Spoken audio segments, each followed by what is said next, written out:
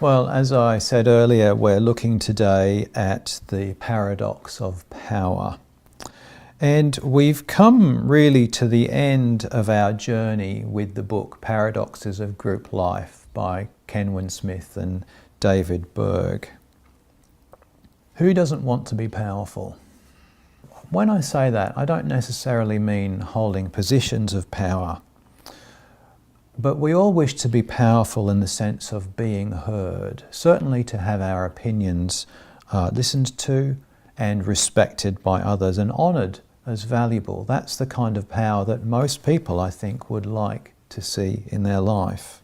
And Smith and Berg, when they talk about the paradoxes of power, they make a few interesting points which I'll just highlight for you now.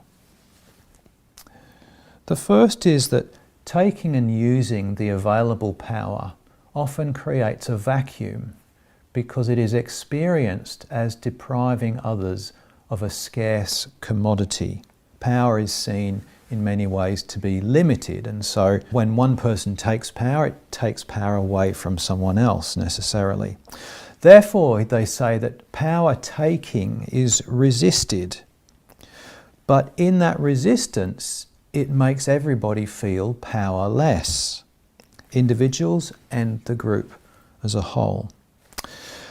They say also that taking power when it is dangerous to do so, and this is the important thing, then acting to empower others, diffuse the terror and breaks the cycle. And so they say one develops true power as one empowers others.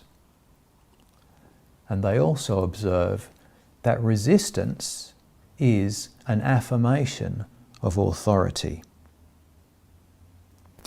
But there's another book that I'd like to spend a bit more time in today, and it's this one, Crucial Conversations, and it's subtitled Tools for Talking When the Stakes Are High. This is one of those books that I found in an op shop in New South Wales when Pam was clothes shopping. As I've said before, Pam will go diving into the clothes section and I go and dive into the books and the CDs and the DVDs. And I have to say, this is one of the best 50 cents or dollars I've ever spent in my life. So it talks about this idea of crucial conversations. And it says a crucial conversation has three sides. A crucial conversation occurs when there are opposing opinions. When the stakes are high, there's something important or significant at stake. And when there are strong emotions. Now, the authors of this book say that typically we tend to react to these circumstances in one of two ways, and it's basically fight or flight. So we come to these crucial conversations, and I'm sure you've had this experience of the adrenaline mounting in your body, and we tend to either lash out in anger, to impose our point of view on others, or we run away, we avoid the confrontation. So as I was saying, the book Crucial Conversations began actually as a search for powerful or influential people. They looked at a number of companies and they asked, who are the influential people in this company and why? Who are the people that others pay attention to?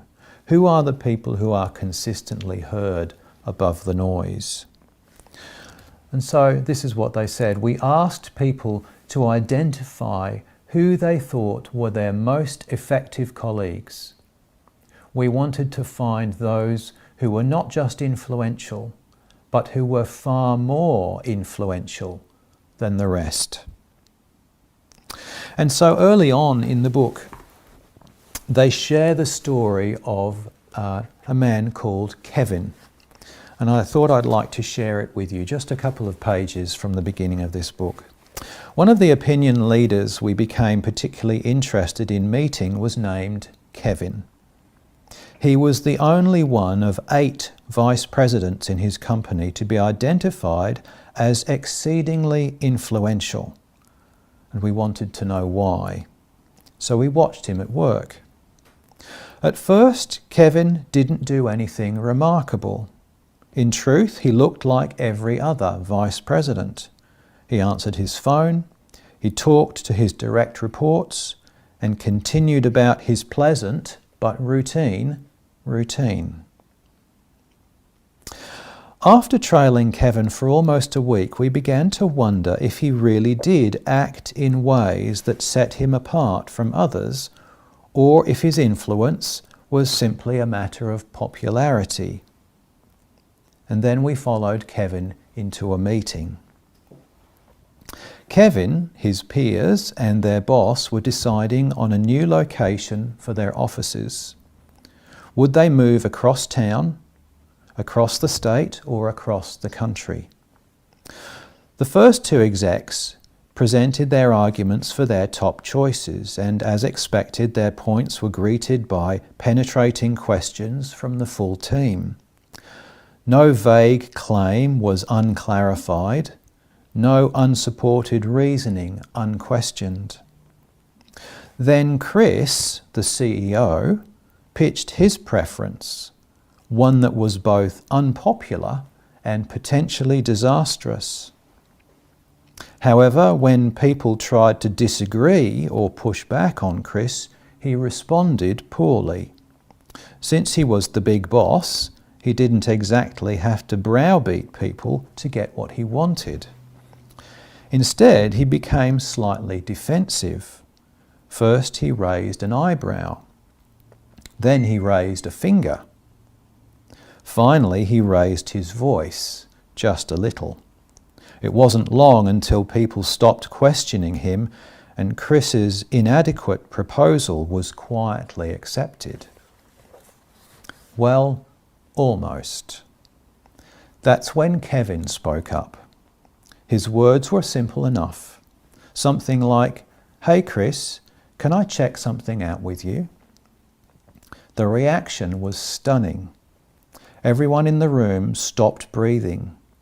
But Kevin ignored the apparent terror in his colleagues and plunged on ahead. In the next few minutes, he, in essence, told the CEO that he appeared to be violating his own decision-making guidelines. He was subtly using his power to move the new offices to his hometown. Kevin continued to explain what he saw happening. And when he finished the first minutes of this delicate exchange, Chris was quiet for a moment. Then he nodded his head. "You're absolutely right," he finally concluded. "I've been trying to force my opinion on you. Let's back up and try again." This was a crucial conversation, and Kevin played no games whatsoever. He didn't resort to the silence like his colleagues, nor did he try to force his arguments on others. Somehow he managed to achieve absolute candour, but did so in a way that showed deep respect for Chris. It was a remarkable thing to watch. As a result, the team chose a far more reasonable location, and Kevin's boss appreciated his caring counselling. When Kevin was done, one of his peers turned to us and said, "Did you see how he did that? If you want to know how he gets things done, figure out what he just did." So we did. In fact, we spent the next 25 years discovering what Kevin and people like him do. What typically sets them apart from the rest of the pack was their ability to avoid what we came to call the fool's choice. You see, Kevin's contribution was not his insight. Almost everyone could see what was happening. They knew they were allowing themselves to be steamrolled into making a bad decision. But everyone besides Kevin believed they had to make a choice between two bad alternatives. The mistake most of us make in our crucial conversations is we believe that we have to choose between telling the truth and keeping a friend.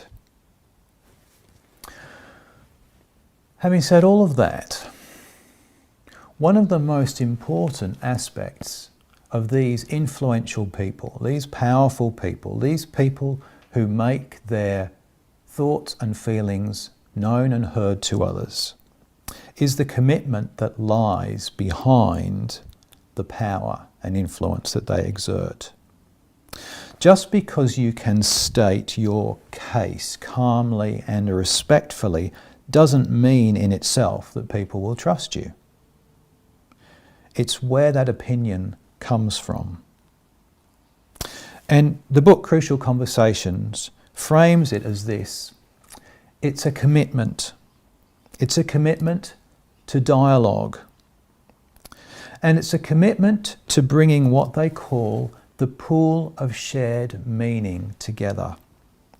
They look at a conversation in this way, that a number of people come together and we each have our own, as they call it, pool of meaning, our own individual pool of meaning. We understand a circumstance or a situation in a particular way, and it's unique to ourselves. And what happens as we come into conversation is that pool is shared with one another. And if a conversation is to come to its truest conclusion, then all of the information must be gathered together into that pool so that we all share a common understanding.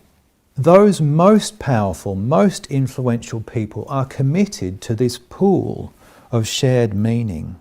They are committed to the best possible decision, not merely their own opinion about any particular matter under discussion. And that is their commitment, and that is what makes them so powerful. And this leads to good decision making.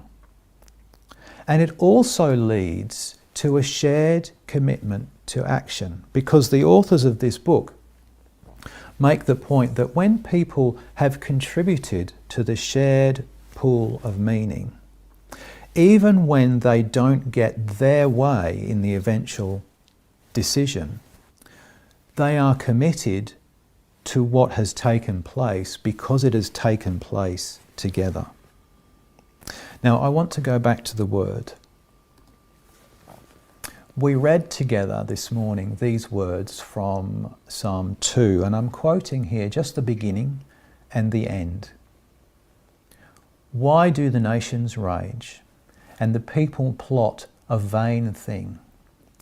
The kings of the earth set themselves, and the rulers take counsel together against the Lord and against his anointed. And at the end, kiss the Son, lest he be angry. Now, who is this anointed, this Son? Well, from a Christian perspective, it's easy, isn't it? The Son, we have a very clear idea of who that is. It is the Lord Jesus Christ, from a Christian perspective. And if you read the New King James Version from which this is taken, the heading that translation gives this psalm is the Messiah's triumph and kingdom. But what if you were to read this from a Jewish perspective? You see, the Jewish people don't believe in Jesus Christ as the Messiah. And this is, after all, a Jewish text. So they may well understand that it is the Messiah in a way, but in reality, the other thing that it is pointing to actually is the nation of Israel itself. And any prophecy about the Messiah is inherently, in the Jewish mind, about the Jewish people themselves as a whole. Now, these are very different points of view, because the Jewish perspective sets the nations against the people of Israel.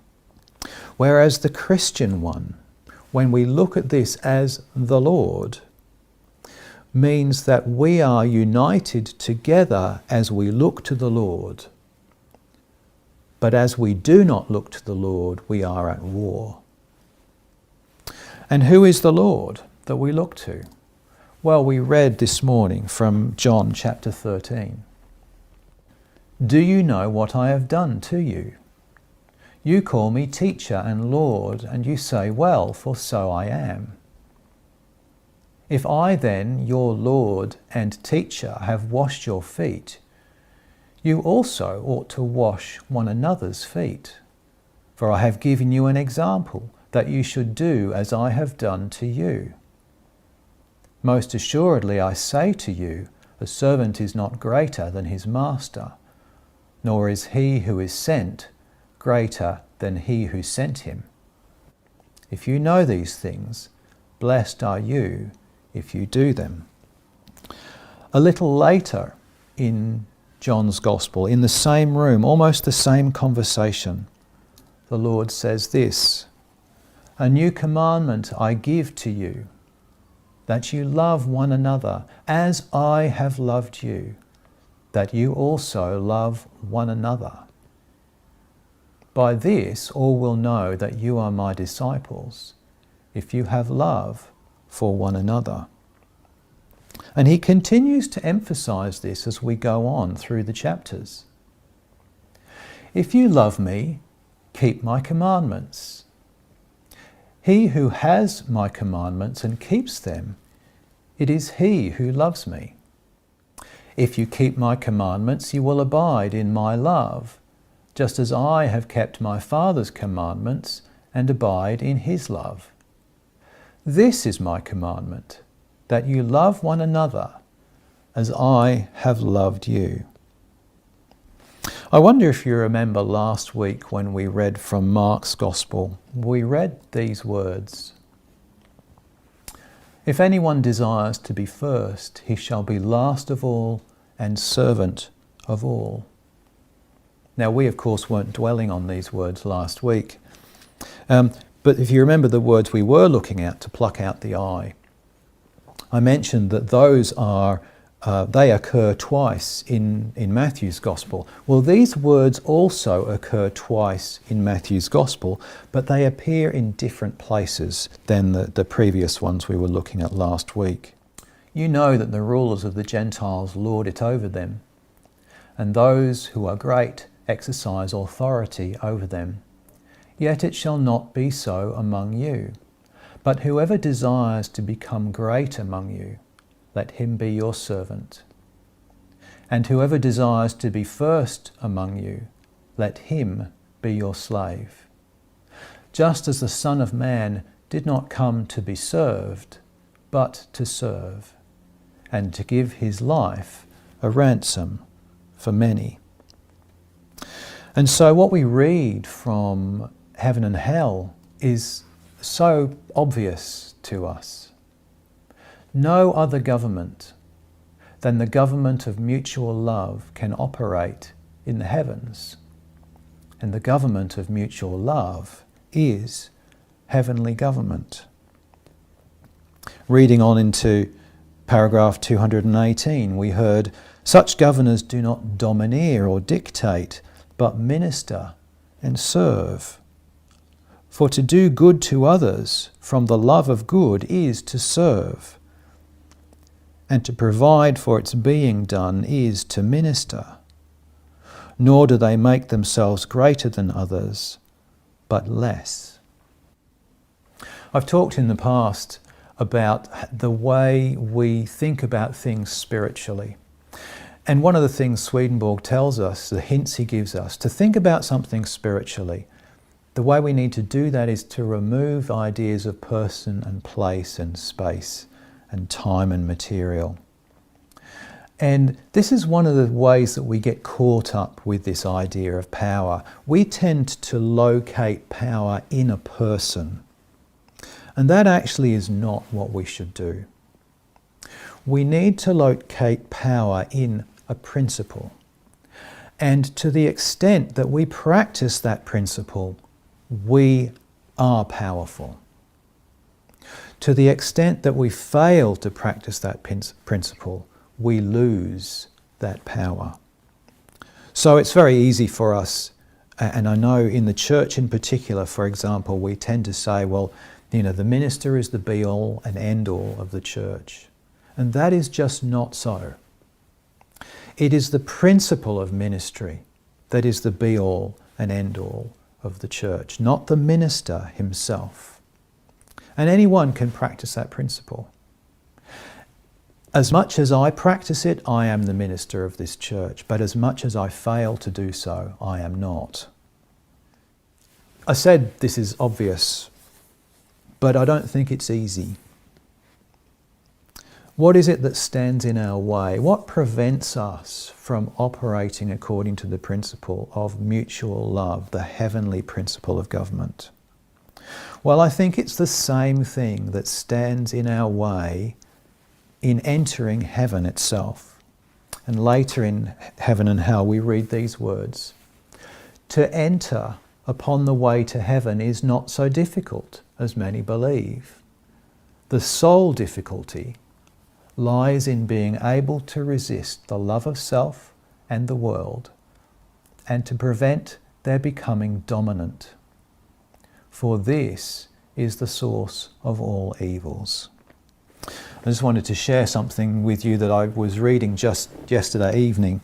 I started reading a book, an e-book I borrowed from the library a couple of days ago, called Brain Rules for Work by a man called John Medina. He cites a rather interesting study of narcissism. And he asked the question, is it possible to overcome narcissism in some way? And this study suggests that it is. They took various groups of people, some who were, ordinary folk, and others who were diagnosed narcissists, so wrapped up in the love of self. And they divided all of these people up and mixed them up. And they did two different things. They showed everybody a film of a heart-wrenching story, one that really makes you tear up. They didn't say what the story was. But then what they did was they divided that randomized group into two groups. In one group, they just asked seemingly random questions, everyday questions, nothing to do with the film that they'd seen. In the other group, what they did was they asked them questions which actually drew upon the story that they had just watched.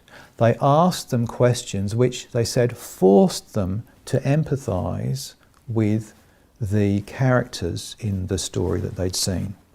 And they monitored all of these people with their heart rate, because they figured that the heart rate is something that you don't control. Self-reporting, people can hide certain facts. Oh no, I didn't feel that, I felt this. But heart rate, they felt, was a more sort of objective measure of what was going on within a person. So they found the first group who had been asked these random questions following this film, that the normal folk, the folk who were able to empathise with characters, in these random questions, their heart rate was elevated because of the story that they had watched.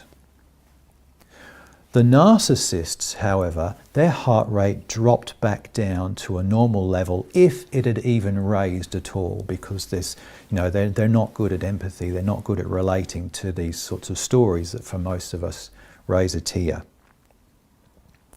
The second group, that they asked the questions that, as they say, forced them to enter into the lives of the people that they had just witnessed. They found that both groups, the normal folk and the narcissists, had the raised heart level, the raised heartbeat that indicated empathy. And they even concluded that they were almost able to eradicate narcissism by this exercise. And it made me think, they talked about the way that entering into uses, going and volunteering at a soup kitchen, for example, observing people and getting to know people raises this empathy.